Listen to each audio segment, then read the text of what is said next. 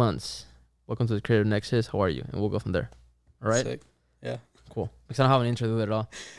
And it's like, welcome to the first episode of, like, Welcome number to one, the club. number one episode. Like, fuck out of here, So, shorter the better. Yeah, straight to the point. Like, Always. fucking, what's his name? Fucking doesn't even do an intro. Joe Rogan, he's like, hey, man, how are you? Just like, or they're Straight just up. like start in the middle of a sentence. All fucked up. It's like, yesterday I smoked pot. That's the beginning of the podcast. All right, ready? Let's do this on 3, 2, 1. Ben Gluntz. Right, 3, 2, 1. Ben Gluntz, man, how are you, man? Welcome to the podcast. Dude, I'm great. Thanks Thank you coming, for having bro. me. Appreciate it. I know it's a long drive, right? Yeah, like 2 hours at least. No 2.5 with traffic. Yeah, I mean, but it's worth it. This setup is dope. Appreciate, man. That's It's all super because sick. of my boys over there, Chris and Priscilla. They take care of it, and you can see right there my boy Visuals Incognito right there, but he's still here. He's the one that Looking made like this- a celebrity over I here. know. He made this possible. He's the one that actually connected us, right? He did. Yeah, So what's he picked me up and forced me to come down I here. know. I know. He just kidnapped me. So he's the one that's making this happen, man. Thank you so much for coming. I appreciate it. course. So talk to me about how do you start getting into like the creative world? Yeah, I mean, I think I've always like had a creative mind. As a kid, your imagination runs wild.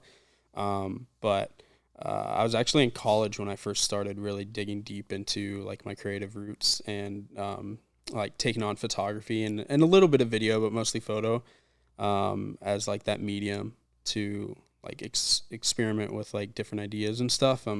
So I was in college. I was actually working as a valet in Indianapolis, which is where I grew up most of my life. I just had an iPhone 6, I think, at that point, and obviously we're parking some cool cars, so I just start taking pictures of them, showing my friends. They're like, "Oh, dude, that's sick! Like, dope angle. Like the lights look cool." Do you take him somewhere and then take a picture? Or? Yeah. Damn. Yeah. At first, I was just like, on the right by where we were like, helping the guests out. I would like take a picture, but then I was like, no, like let's take them up to the garage, let's stage them. Did you ever get in trouble for that? No, Nice. never got in trouble. Actually, funny thing, a few different times I actually would show them to the guest, like the owner of the car, and they would just be like, yo, like this is so dope. That's dope. They would either follow me or we would connect and I'd like give them the photos and They didn't get they mad? would love it. They were Yeah. like, yo, Yeah, I think like, nice I don't know, people. there were even a few people that were just like, oh, like take it for a spin. Like, Oh, no shit. so That's not dope. everybody, obviously. No, of course but not. Of course not. Of course Yeah. not. But yeah, that's kind of how I got started and just kept shooting. And my oldest sister is actually a photographer as well. So she's in the wedding industry, like family portraits, that type of scene. And, I saw her like go through her progression of getting into her career. And then I was like, that's pretty cool. Like, I think I can do that. So Nice. she sold me her old camera and started going from there. Got a nifty 50, as they call it. Started shooting portraits and then just Nice. got more and more into it. Yeah. Did she mentor you? I think she's mentored me. Yeah, I would say so. I think we talk all the time about just like the business side of things. Nice. One of like the biggest piece of advice she gave me one time was when I was actually in school still, and I was in that like honeymoon phase of the creative journey, and I was just like, oh, this is so sick. Like I want to shoot anything and everything. And she was like, cool, chill. Let's see if you like really like the process, because 80% of it is business, as we all know. So that was like a big piece of advice, and it really made me dig deep and figure out like, okay, do I want to go this route? Do I want to pursue entrepreneurship, which is something as a kid I never really thought about. It just kind of like came with the creative career. And then I realized like, wow, like I actually do like business and I like the process, and it pushes me way out of my comfort zone because it's not something that I innately think about all the time. So yeah, I dropped out of college after 2 years. I was pursuing a degree in kinesiology, like sports science, essentially. Okay. Was going to be a sports psychologist, get a master's degree. Damn. But yeah, dropped out. A couple other different reasons as well. And yeah, God just like set me on a different path. So here I am now, I guess. Yeah. Nice, man. Let me go back to you were saying your sister is a photographer, right? How long she's been doing it? Ooh, I don't know if I could grab that off the top of my head, but I mean, I'd say like well over 10 years. And how long have you been doing it? I've been doing it for maybe 3.5. 3, and at this point, who's better? Let's put it out there, We're man. so different, bro. Oh, is it? We're you know so what's funny, different. man? Yeah. That's my homie. She told me we that do both shoot weddings, but she shoots way more weddings than I do. Okay. Yeah. So of course she's better at it because because that's funny that you mentioned that you're different than her, because one of my boys, he showed me a profile of this guy, and I saw it, and he's in San Diego, right? And I do a fucking videographer is better than me, and he said he's not better than you. You guys are just different. That's what it is. Yeah, so I think everybody is. Yeah, and my dude, you're right. He's not. And we have different styles, so that makes sense, you know. So that's something that as a creative you have to like understand. There's not. I talk to this with visuals. You know, it's not a competitive industry. I mean, it's a competitive industry. You have to somehow make money, but I mean, it's so much work for everybody that. There's so many people in the world that we can make money from everybody. You know, so many. There are so many opportunities. Yeah. Like, it's kind of crazy, and realizing that like changed the game, because I'm like, all right, I missed out on this one. Like, when's the next one coming along? Because if you're really looking for it and you're doing the work, you know, behind the scenes, then they're gonna come. No matter what. Like, just keep doing your thing. They're gonna come. Keep, you know, networking. Keep meeting people, and keep providing value. And if you're providing value, then like the work is gonna come. Yeah, if you do a good job and you deliver what they expected or even better, they'll come back to you. You know, they will talk. You know, that's something you have to be careful with. You never burn your name. You know, because you don't want to. People talk. People like to talk. So if you do something bad for some client, it's like he's gonna talk to everybody, and then your name's gonna like. It'll be tarnished. Messed up. Yeah, exactly, man.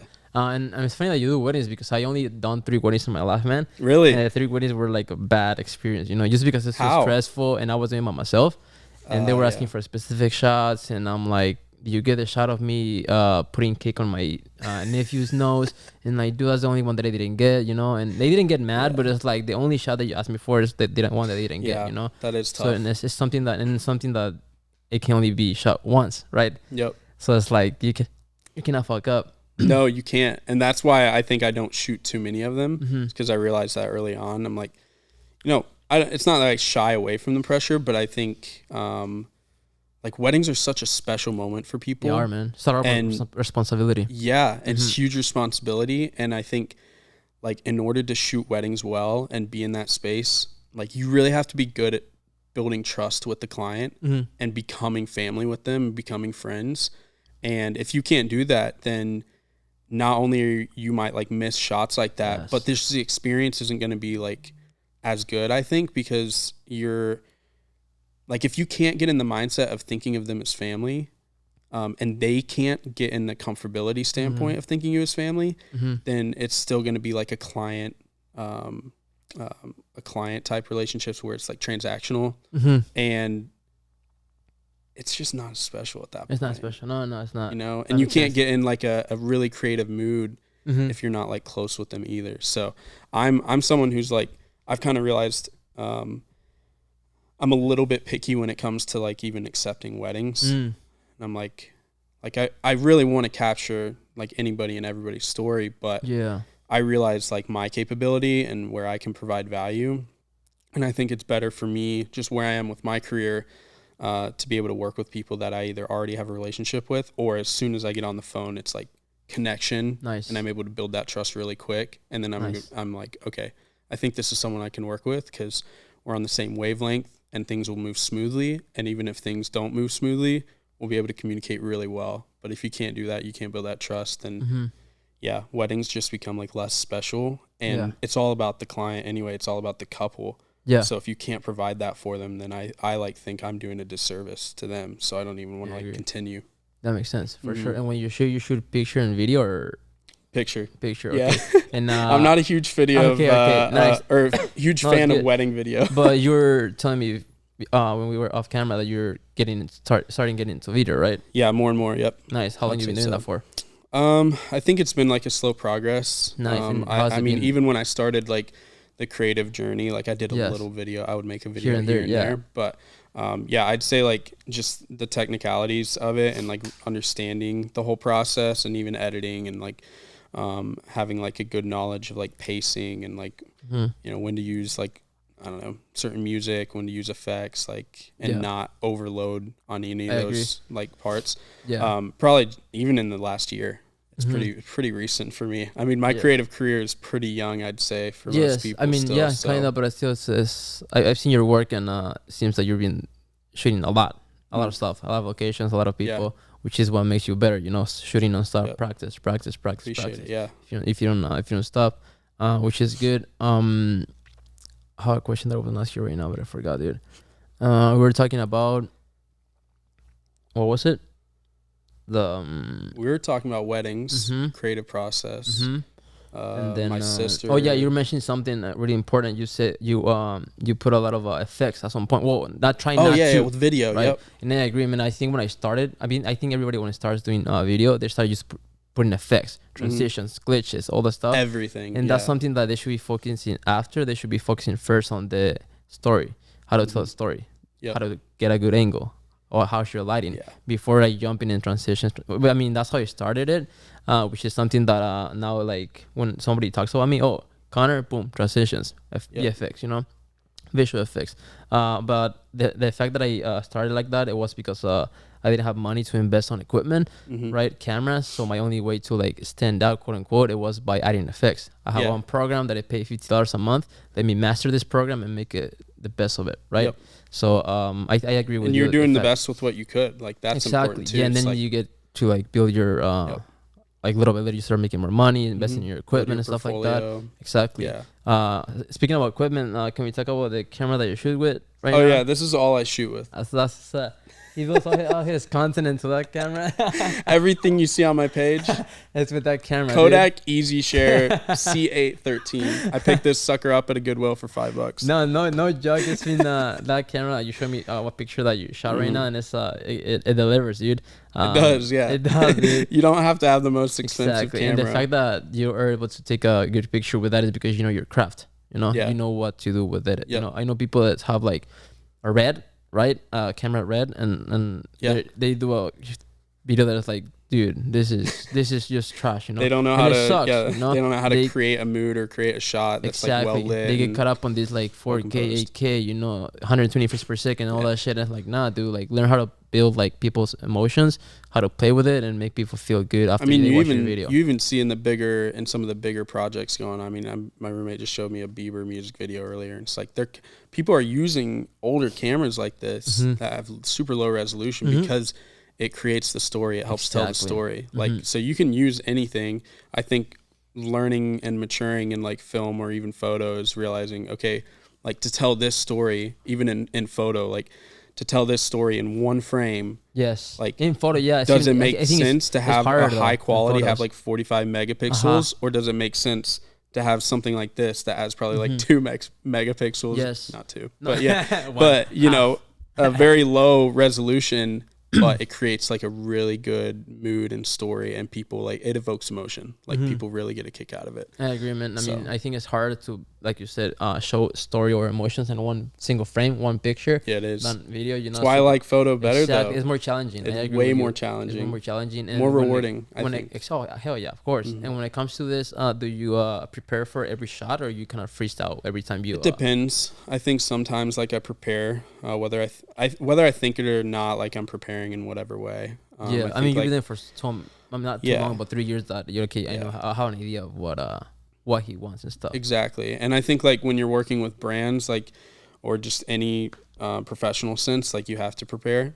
And I've learned that, you know, in the last year or so, like even if it's not necessarily for yourself, you have to prepare in a way that shows whoever you're working with that not only do you know what you're talking about, but you can convey to them your vision so that they're on the same page as well. And then you can go out and like make it happen. But I like to freestyle too. I think most of my freestyling comes from just like when I go on random adventures, travel. Just went to Europe like a little over a month ago with a friend of mine. Dude, hit up like 6 countries in 6 days. Yeah. Let's go, dude. Italy for 2 days, drove through Austria, saw some things, and then went to Switzerland, went to the Alps, drove to Germany, My brother's living there right now, so I got to visit him, and then down through France, saw Monaco. Monaco was epic. Was it? I'm gonna post some of those photos soon, so I'm pretty dude. excited. I want to go to Rome. You say you went to Italy? Dude, Rome, I Rome, dude. I didn't go to Rome, but I those, want to. like, sculptures, stuff like that. I love the stuff. Yeah, so that's epic. Yeah, I want to go there too. Where'd you get that? Good. Amazon, bro. Amazon? Yeah, like $40, you think? That's pretty cool though. Get a write off, why not? It's a nice centerpiece for the podcast. Yeah, that's fucking sick. But yeah, like as I was saying, like I guess like I do prepare in some way, whether it's like subconscious or like active thinking, but yeah. I mean, I think it depends on the client, right? If it's a big brand, you have to prepare somehow, right? And when it comes to like those big brands or even small brands, how's your process or your approach when they come too low when it comes to the budget? When it comes to the budget, yeah. Like, how need this budget? And like, dude, you're making millions. I know you're making millions. Where, you know, how do you approach it? Do you get mad? Do you like negotiate or? Yeah, I mean, you have to kind of understand where everybody's coming from, and even if you think they have like a bigger budget than they have, it just comes down to you and like what you're willing to work for. And I think there's a power in saying no to people too, and like realizing what you're worth. And if something doesn't add up on your end, like don't be afraid to say no and move on to the next. And I think like in my life, I've learned like saying no to something most likely will lead to something even bigger or better in the future. You know, obviously it's not like a promise, but I think like when you do say no, you value yourself, and when you value yourself, others value you as well. And they're able to like truly see like what you have to offer and truly see like why you're charging what you're charging for it. So the biggest way I've seen that probably is actually in weddings, even though I don't shoot them like a lot. You know, I've said no to like quite a few people, you know, whether they don't, you know, have the budget to like afford my prices or whatever, or whether it's just like, you know, relationally, it's not going to work out. Saying no has given me the freedom by not doing that wedding to find people that I do truly vibe with, or find people that can afford, you know, what I'm valuing myself. And then it's led to like even more inquiries or more weddings like after that. So yeah, it can be scary saying no, of course, you know, it depends on the super person, scary, especially starting out. Exactly. I mean, it's a luxury, yes, right? It's a luxury saying no, right? Yeah. But I think that that's what you have to like build your brand, build your work, and have enough clients to the point that you can say no to jobs. Because it's a luxury. I'm there to the point that if you have the budget, I don't like the idea, something simple, I just send it to my other guy that's gonna be like cheaper and stuff, you know, like I don't want to deal with this stuff. Yeah. You know, so but don't ever feel like you have to like say yes to everything, even when you're starting out either. Because I think like a lot of people think that they're not worth anything. Yeah. In fact, like, yeah, like you could be better. You will be better because you're going to grow yourself. But right here, right now, you're still worth something. And if someone doesn't value that, if someone wants you to do work for them for free and doesn't even want to pay you $200 or even $100, it's like, don't do the job. Say no, go find something else. Like there will be someone else who will pay $200 or $300 for that. Yeah. And it's super hard when it comes to that, how to like price up your videos, right? It's always super hard. I remember when I charged that my first video, I charged $50 for it, dude. Yeah. That was the best feeling ever though. You know, like knowing that I'm able to make money with my talent. That was the best feeling ever. But then recently I was talking with visuals. One of my clients reached out to me. She's like, I want to do it again one more time. Cool. And actually it was I didn't talk this with you, but the other guy, that guy that I charged $50 like 4 years ago. Yeah. Reached out to me like 4 months ago, dude. Like, I want to do a video for you right now. Like, cool. You know, like my prices are like, they're a little higher now. way higher, dude.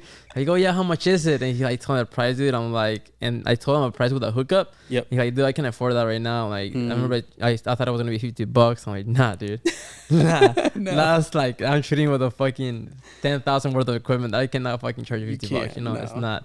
So it's a different it's a scary topic, you know. But it's you gotta like learn how to like But it's cool. And it doesn't mean you can like serve people or like do a project for free. Like if you truly feel and convicted that you like want to do this for free because it's going to make an impact on someone's life, like do it. But if that's not the case, then it's not the case. Yeah, there's always like if there's a purpose behind it, you can do it for free. You know, a good purpose. You know, collaborations or whatever. Or learning. You know, I'm learning school. Let's do it. But yeah, you gotta be super careful when it comes to that topic, the business topic. I feel it sucks because I've seen a lot of creatives. They're super good, but they charge too low. And I see creatives that are trash. They're too good on the business side. They make it. They like making hella money, you know. And it's money. sad, and it's really sad to see that. Though definitely like the business side is super. Like you said, it's more important. Of a, like your sister told you, right? It's 80% business, at least, yeah. Which is super right. Talent can only take you too far. Yeah, it can only take you too far. For sure. So with anything, really. Huh? With anything. Exactly. Yeah. That's a life lesson, not just a creative lesson. Yeah. Let's. But yeah, I shoot everything on that. I don't only shoot on this. He's making millions, dude. He pull up in a Lambo. He pull up in a Lambo today just for that little camera. No, I shoot. I just got a Canon R6. Oh, for the longest time, most of my work. If you you're a Canon user.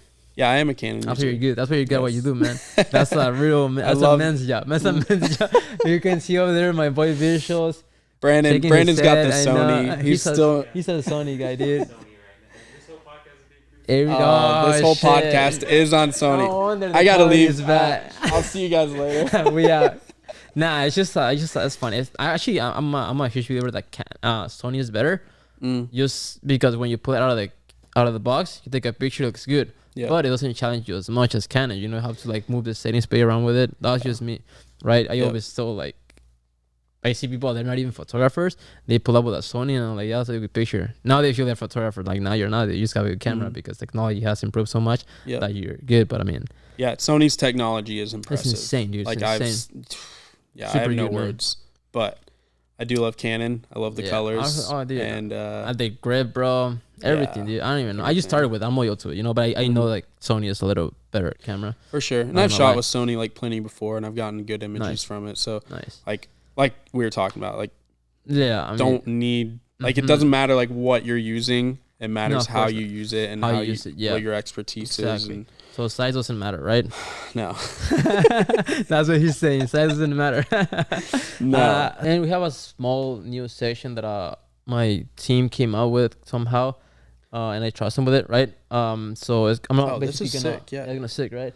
I'm gonna basically pop off some pictures that you taken before, and then tell me a little story about it, behind it, you know, the struggles with it, something like that. So let's start with this one. Let me ask you, is this the real marshmallow? That is the real marshmallow. Is that the real one? It is, yeah. Did you see his face or not? Yeah, I saw his face. What? Yeah, nice, dude. I mean, I think it's publicized. I have no idea, bro. I don't even know the guy. I mean, I know the guy, but I don't know. I thought it was like super exclusive or something. No, I think I don't know who. Maybe like Deadma or someone like made it like. I don't know. He like broke his secret or something. No. But it's on the internet. I'm pretty sure like, you can look him up. Yeah. Oh, that's cool. Yeah.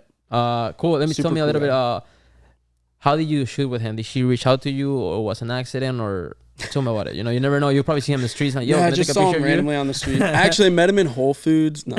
You never know. No, just to connect. I have a buddy, Gabe Rubiano. He's connecting me with a lot of people out here, but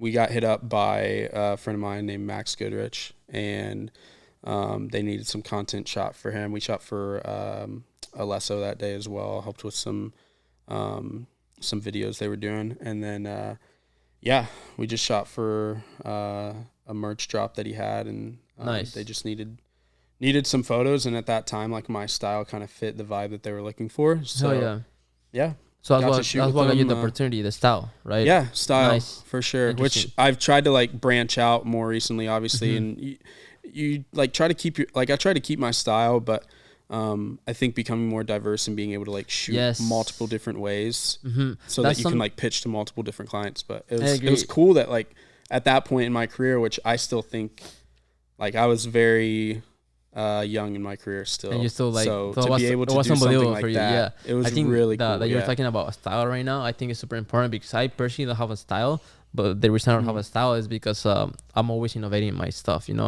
I'm always learning something new. Which is good. Exactly. So I feel like I would never have a style, you know, because I'm always like. But that is your style. Exactly. Let's go. Yeah, you see, he said it, Ben said it.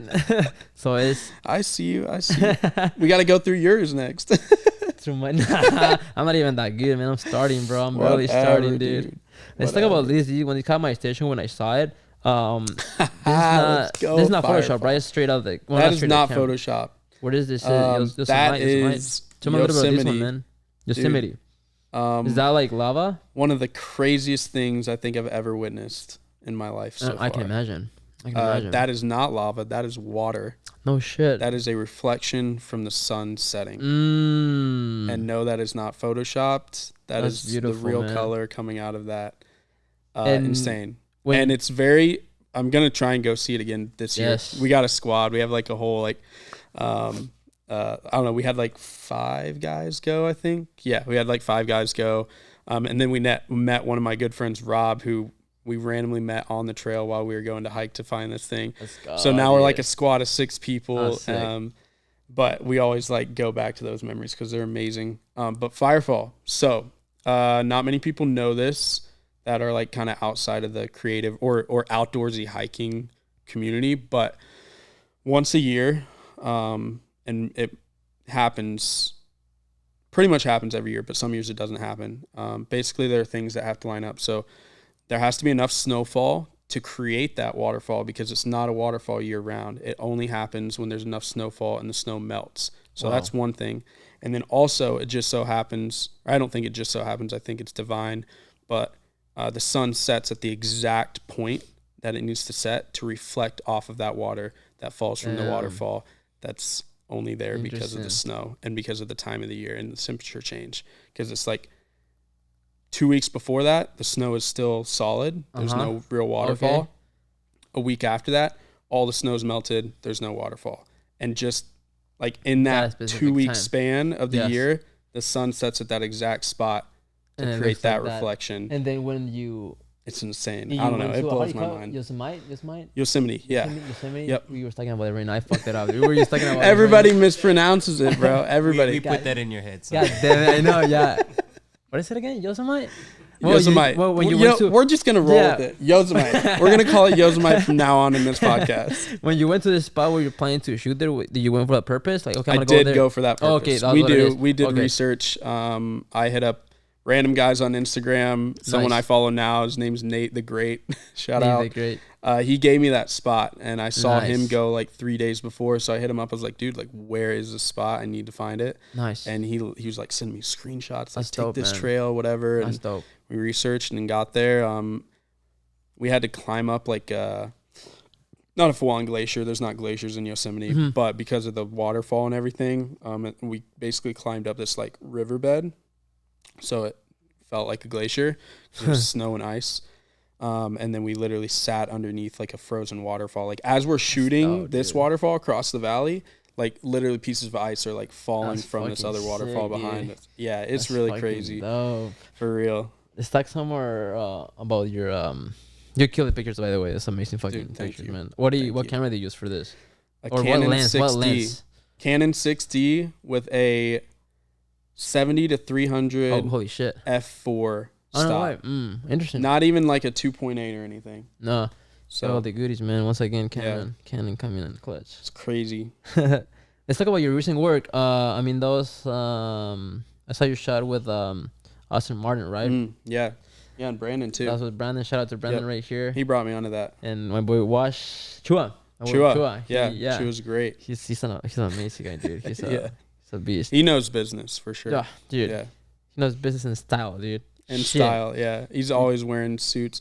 Wait, maybe I won't say it. But say it, dude. No, I told Brandon, I was like, I got to get this man like a clip-on tie and like give it to him for Christmas because he would just die. I think it'd be the funniest crap ever. Because he's always about like ties and suits and stuff. And yeah, I'd be like, I found this dope tie like at Men's Warehouse, and then just give it to him and just clip on. So did he reach out to do this spec work or Chua reach out to you? I think Chua and Brandon were working on it, and then I mean I was gonna hang out with Brandon anyway because I just wanted to chill, and then he was like, yeah. That's cute. Good friends, man. Good friends, yeah. Good people good persons to be around, man. Yeah, Brandon, for real. Shout out to Brandon over there. You can see him in the camera. Can you show Brandon over there? Right there, hiding you like a superstar, you know.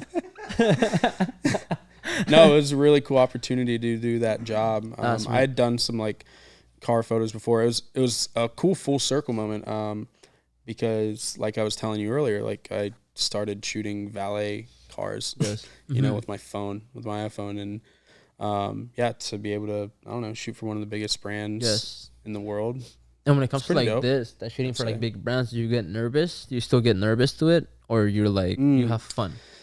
I have fun. I think more often than not. I don't really get nervous a whole lot when it comes to like bigger brands or even like influencers like Marshmello. It's like interesting.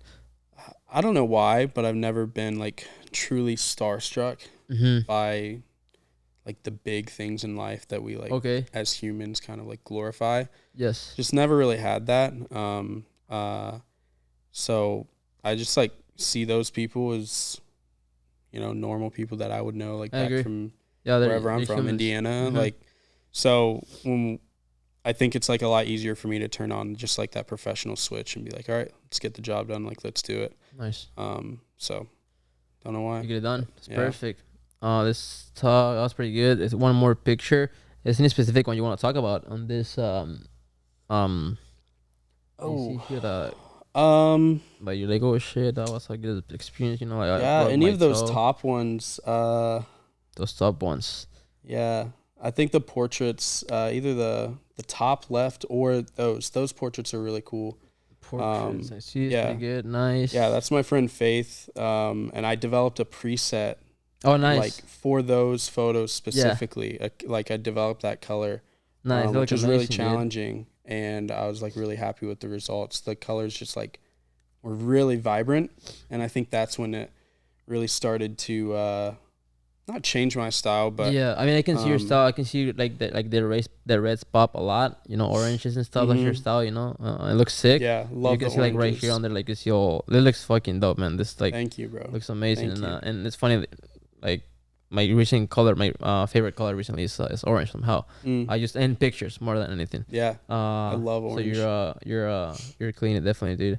Yeah, when I made like a joke or kind of a joke, like when I first started, I was like, oh, like I'm gonna become like, you know, I'm gonna become a well-known photographer, like shooting like sunsets and golden hour, and so I always shot like backlight. I always like tried to get flares in there, tried to get as much like light and stuff, and that was like my style for forever, and I think I still use it sometimes, but now I've just tried to encompass those colors in different ways, you know, whether it's through like a portrait or whether it's through a landscape photo. Like when I was in Italy, like I was able to travel through the Dolomites while like all the fall colors were popping, so to be able to like capture those oranges and yellows was really cool. And there's like true, this honestly. Absolutely.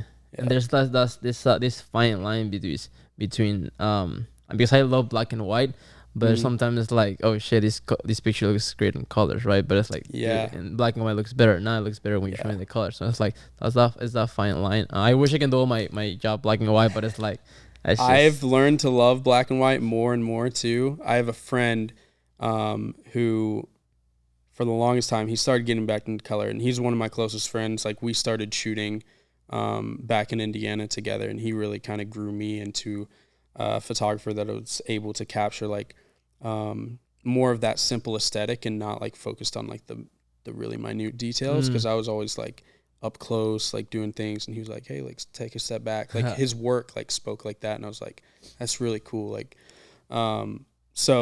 but he crushes the black and white game. Really, it's like hard. He literally went full black and white for probably at least a year, and he's probably one of the best I've ever seen. It's hard. I mean, I know I'm saying hard. Probably visuals over here like, it's not hard, bro. What are you talking about? I know he's saying that, dude. Dude, everything's easy for him. I know visuals like I said off camera, bro. Like visuals like The Rock, like The Rock, and in this industry, dude. He's like the beast. No, but I mean, for me it's hard because I mean I was watching a tutorial, right, of how to like shoot black and white pictures, and even like the things they wear has to be somehow monochrome in order to like look good. I don't know, it might be just me being super like perfectionist, like, oh, it has to be perfect. But I mean, if visual says it's not hard, guys. Let's put it like that. He says not hard, it's not hard. Let's put it like that. How long we have so far, time wise? I don't know. We didn't put the clock. 45 fish. I think 40. I don't know how long the first video was. Well, let's pull it up real quick. No, like this one. How far we have? This one is 12 minutes in. No, but, really? Oh, because like the second part. We did 2 different videos. Okay, it's fine. It's fine. No worries. The first one. No, it's fine. Just asking. You're good. 22. All right. Might we have some time? Let me let's make sure. So when you got here, man, I saw your hat, and I thought it says FBI for a second. I'm like, dude, what the fuck am I having as a guest? You know, but it's not. Dude, I'm here to track you down. Yeah, I'm here to profile you. But tell me about a bit of the hat, because what is this, Federal Savings Bank? Federal Savings Bank, yeah. What's the story about that hat, man? Dude, I collect bank hats. No way. Yeah. No way, dude. Do you really? Yeah. I have about 13. About that. What does that mean, though? What does it mean? Yeah, because I'm from Mexico, bro, so all these things are like kind of new, so I don't know what that mean. You know? Yeah, that can be good or bad. Dude, funny enough, I was in New Mexico when I got my first bank hat. Bank hat. Oh, that's all. Hat. Copy that. Yeah. Okay, so it's actually a bank hat. No shit. It's a bank hat. Yeah, it's Federal Savings Bank. It's a legit getting in bank. trouble over here. Yeah. About to put. Yeah. Look it up right now. Look it up. Federal Savings Bank. That's fucking dope, man. Yeah. So you have a thing for? I guess. For a hat? Is that your fetish or something? No, it's not my fetish, but like I don't know, it's cool. I like the style though. I found a Farmers and Merchants bank hat when I was in a thrift shop randomly in New Mexico on a road trip with a buddy of mine. Nice. And we were like getting like cowboy outfits because we wanted to shoot a cowboy like theme photo shoot in Texas. And I saw this hat and it was like a ball cap and I was like, that's kind of dope. It's like a white with blue text and like a blue rim and then like green under rim. Nice. I don't know what you want to brim. Right. Yeah, brim. And so I was just like, that's cool. It's $3. Why not? I'll buy it. And then I just started wearing it and I was like, this is like really cool. I got a few compliments, but that didn't really mean much. And then I got my second hat. It was like a Wachovia bank hat and it was like a pure white like kind of like trucker hat, kind of like this. Yeah. And I was like, that's sick. So that was like my second one. I was like, okay, there's got to be more. Yeah, of course. So I went on to eBay and I was just like, what's a cool bank? So I typed in like Wells Fargo. I was like, Wells Fargo vintage bank. And I found this Wells Fargo hat that was had a suede brim and a denim like ball cap or whatever. Oh shit. And it had like the old horse and buggy like logo Wells Fargo. And I was like, let's go. I'm buying That's that. Interesting, so dude. I bought it. They don't even wear hats anymore, right? At the banks? No, right? I don't think so. They're just like old merch essentially that the banks used to produce. That's dope. So I mean, dude, I have like 13 now, and I need to shit. Sponsored by Wells Fargo. Yeah, for real. But it's just cool. It's unique. That's sick, dude. Yeah, it's unique. Your half style. the hats, like I wear them. It's not like I just keep them in a shelf. Like I love wearing them. They're a style for me now. Exactly. Like it's kind of like a staple. Good, man. Thank you, bro. Thank you. I appreciate it. I like it, man. I like it. I was like, I thought I saw FBI, man. Like, fuck, man. FBI, yeah. That's it. Not sick, bro. Yeah. But my favorite one, I'll end with this. My favorite one has got to be a Bank of America corduroy hat. It's a navy blue with a red rope going across the top. Okay. And then it's got like ropes. They have like ropes like that. Yeah, interesting. Yeah, I saw it. A lot of them do. That's sick. Yeah. I like it. I like the song, man. Super vintage, like old style, like cursive BA logo for Bank of America. And I don't know. It's pretty cool. I love them. Cool. That's what it matters, man. I feel like as long as you like it, that's what it matters. And you like I said, you style it good, so it's it has been fun. Thank you. On, I won't look it on me. You know? I don't look good with hats. So I was actually before I came, I asked my roommates. I was like, "Yo, like, should I wear this black one or should I wear this blue?" Like, yeah. And, my friend Josh was like, "Black for sure." I was like, "All right, bet." Straight to the point. Like, good. Thank you, Josh. You did an amazing job, Josh. So I think we can close this up. It's been amazing. I want to ask you one last question, man. An advice for people young, or I don't want to say like young, but people starting in this industry. One more time. An advice for people that is starting in the industry. Yeah. I mean, obviously, like, be yourself, but like I was saying earlier, like, don't be afraid to say no. And don't be afraid to like be wrong, I guess, because you are going to be wrong, like a lot starting out. And so ask questions, ask like so many questions, and surround yourself with genuine people and then just try to provide value. I think if you provide value for people and you really show like that you're going to work hard, that you're going to like perfect your craft, that you're going to like provide them like a solid product, then I mean, not much can go wrong. Stay humble, like, but provide the value, because I think if you focus your attention on other people, on the client, more than you focus on, you know, what you're shooting or how much recognition you get for what you're shooting, I think that's way more important. And when you're talking about the long game, like that's what's going to give you like more and more relative success. I like that. So focusing on the long term game, I guess. I like it. You kill it, man. Yeah, it makes sense. Because people get to like say get caught up on like, what am I shooting with? And they don't even just care about the price. You know, I'm just getting paid for this. But they don't even care about delivering. You know, which is what matters. You know, I mean, yes, price matters, but if you only see this as a transaction, it's like it's gonna be only one time and that's it. Super and they go toxic, for this. And they go, if you want to be a freelancer, they go if you want to be a successful freelancer, you have to like make sure that your clients come back. You know, they come back to you. They come back to you. That way they keep you busy. Build a relationship, get retainers, and that happens when you provide the value and you are genuine with people, and you're not like just trying to make a quick buck or like trying to shoot for one brand because they look cool or everybody likes them at that point.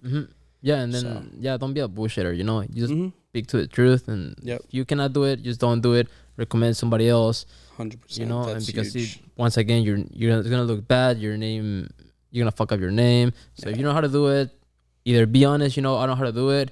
I can do half of my price and kind of like play around with it, or you know, this is my boy. He can do it better than me, and community is way better than competition. Absolutely. And people are always like, oh, like people think of that and they're like, oh, like sing Kumbaya together, but it's like, no, like be competitive, make each other better, and then like hook each other up, like bring people on. I think that's the biggest thing. Like I have like a really dope community of like creatives that I've been able to plug into, and dude, like we're hooking each other up on jobs left and right, bro. And the result, dude, everybody's like getting so much better.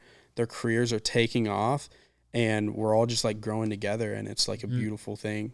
And we're competitive with each other too. That's good. You have to. You have to. There's nothing wrong with it. Nothing to be competitive. You know, it's the only way to like be better at your craft. You know, if you stay like comfortable where you at, you don't only get so far. But if you get competitive with yourself and somebody else, like, okay, cool, let me get better than him at some point. But even ask questions to him, you know, like, yo, I saw you did this, how you did it, you know. Probably don't copy their style, but like make it better, innovate for sure. Yeah, take it, make your own, or make it your own. Yeah, 100%. So it's been real. Thank you so much. Yeah. Anything else you want to add to?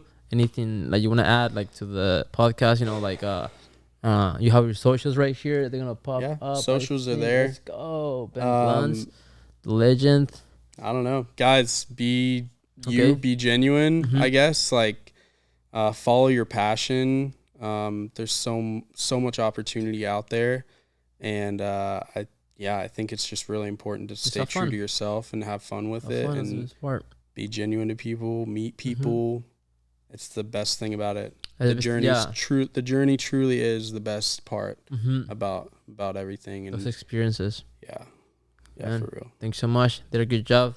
Once again, shout out to my boy Visuals for bringing you on the podcast. Let's go. You have to move a little bit. Where you at? Right there.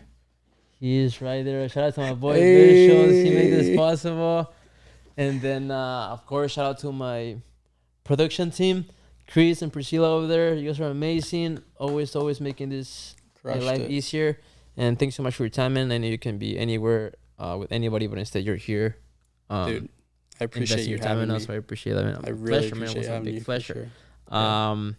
That's and good luck with the rest of your journey. Yeah, man. It's exciting to see you start, and hopefully this podcast kind of when we blow up, dude, I'm gonna bring you back. You know, make it better and stuff. You know, like a big ass studio. Who never knows? Like more accounting. You know, somehow. I mean, it's already good, man. It's hard to like make it even better, but it's always like he wants me to go live. Yeah, he wants me to go live. But I mean, that's kind of.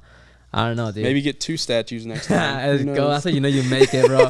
When you have 2 statues, dude. Right now we have the $5 Funk Up and shit. But man, it's been real. We have to take some pictures and make some video for the intro, you know? Amazing. And then that's it. Thanks so much, man. Appreciate it. Dude, 100%. Thank you.